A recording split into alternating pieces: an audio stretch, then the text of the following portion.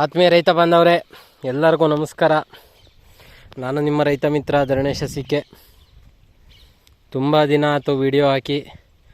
ಯೂಟ್ಯೂಬಲ್ಲಿ ಎಲ್ಲಿ ಕಳೆದೋಗ್ಬಿಟ್ಟೆ ಅಂತ ಎಷ್ಟೋ ಜನ ಕೇಳ್ತಾವ್ರೆ.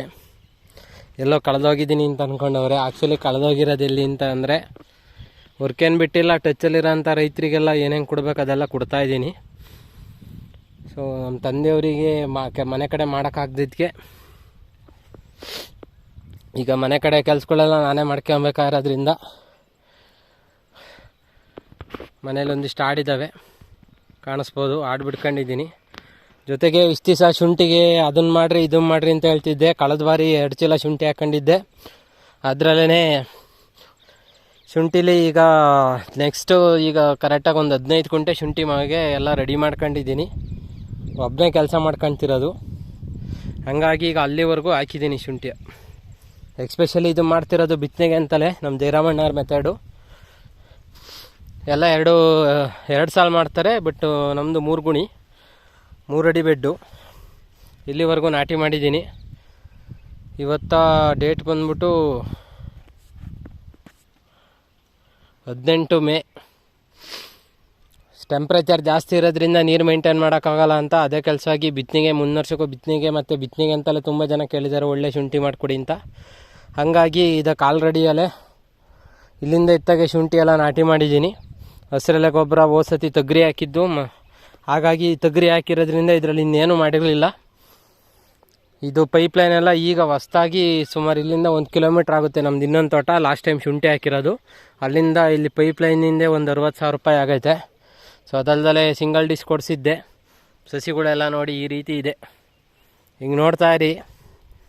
ಸೊ ಈ ತೋಟ ಮುನ್ನರ್ಸೋಕ್ಕೆ ಹೆಂಗೆ ಕಾಣುತ್ತೆ ಅಂತ. ಈಗ ಲಾಸ್ಟ್ ಇಯರ್ದು ಶುಂಠಿ ಅರ್ಧ ಕಿತ್ಕೊಂಡಿದ್ದೀನಿ ಬಿತ್ತನೆಗೆ ಅಂತ, ಇನ್ನು ಅರ್ಧ ಇದೆ. ಈಗ ಒಳ್ಳೆ ರೇಟ್ ಆಗೈತೆ, ಹತ್ರ 100 ರೂಪಾಯಿ kg ಹೋಗ್ತೈತೆ. ಇನ್ನು ಅರ್ಧ ಈಗ ಡೈಲಿ ಕೀಳಬೇಕು. ಇಲ್ಲಿವರೆಗೂ ಸಹ ಶುಂಠಿ ಮುರಿದಿರೋ ಶುಂಠಿನ ನಾಟಿ ಮಾಡಿದ್ದೀನಿ. ಇನ್ನೂ 2 ಪಾತಿ ಮುರಿದಿರೋಂಥ ಶುಂಠಿನೇ ನಾಟಿ ಮಾಡೋ ಅಂಥದ್ದು. ಇಲ್ಲಿಂದ ಮುಂದಕ್ಕೆ ಒಂದು ಹೊಸ ಮೆಥಡು, ಶುಂಠಿ ಎಲ್ಲ ಆಲ್ರೆಡಿ ಮೊಳಕೆ ಹೊಡೆದ್ಬಿಟ್ಟು ಉದ್ದುದ ಬಂದೈತೆ, ಅದು ತೋರಿಸ್ತೀನಿ ಕೀಳಬೇಕಾದ್ರೆ.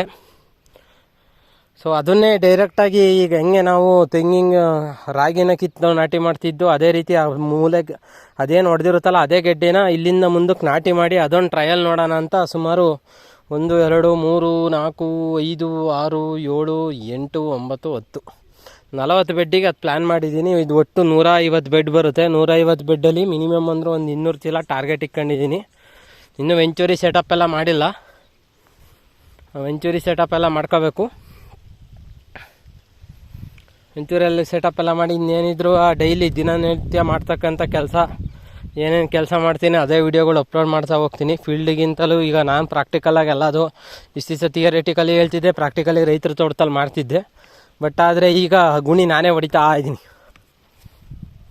ನೋಡಿ. ಗುಣಿ ಹಿಂಗೆ ನಾವು ಹೊಡೆಯೋದು ಸರಿ ಇಲ್ಲ ಅಂತಂದರೆ ಒಂದು ಸತಿ ದಯವಿಟ್ಟು ತಿಳಿಸ್ಕೊಡಿ.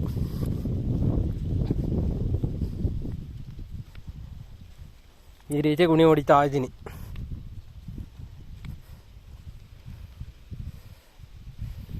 ಇಲ್ಲಿವರೆಗೂ ನಾನೇ ಹೊಡೆದಿದ್ದು, ಸ್ವಲ್ಪ ಉಸಿರು ಸಿಕ್ಕಿತ್ತು, ಹಂಗಾಗಿ ಒಬ್ಬನೇ ಕೆಲಸ ಮಾಡ್ಕೊಳೋದಲ್ಲ, ಒಂದು ಕಡೆಯಿಂದ ಮಾಡ್ಕೊಂಡು ಹೋಗ್ತಾ ಇದ್ದೀನಿ. ವೆಂಚೂರಿ ಸೆಟಪ್ ಈಗ ಬೇವಿ ಮರ ಕಾಣಿಸ್ತಾ ಇದೆಯಲ್ಲ, ಅಲ್ಲಿಗೆ ಮುಚ್ಚಿಗೆಗೆ ಇನ್ನೇನು ಬಂಡವಾಳ ಏನಿಲ್ಲ. ನಮ್ಮ ತೋಟದವೇ, ಅಲ್ಲೇ ತೋಟದ ಇಲ್ಲೇ ತೋಟದ ಸಾಗೆ ಮುಚ್ಚಿದ್ದೀನಿ. ಇಲ್ಲಿಂದ ಇತ್ಲಾಗ ಇನ್ನೂ ಏನೂ ಮುಚ್ಚಿಲ್ಲ. ನೋಡೋಣ, ಎಳ್ಸೊಪ್ಪು ಐತೆ, ಎಳ್ಸೊಪ್ಪು ಮುಚ್ತೀನಿ. ಇಲ್ಲ ಅಂತ ಅಂದರೆ ಇನ್ನೊಂದು ಪ್ಲ್ಯಾನ್ ಇದೆ, ನೋಡೋಣ. ಅದೊಂದು 2 ಬೆಡ್ಡಿಗೆ ಟ್ರೈ ಮಾಡೋಣ. ಯಾಕೆಂದರೆ ಒಬ್ಬನೇ ಕೆಲಸ ಮಾಡ್ಕೊಳೋದ್ರಿಂದ ಎಲ್ಲದಕ್ಕೂ ಆಗಬೇಕಲ್ಲ, ಹಾಗಾಗಿ.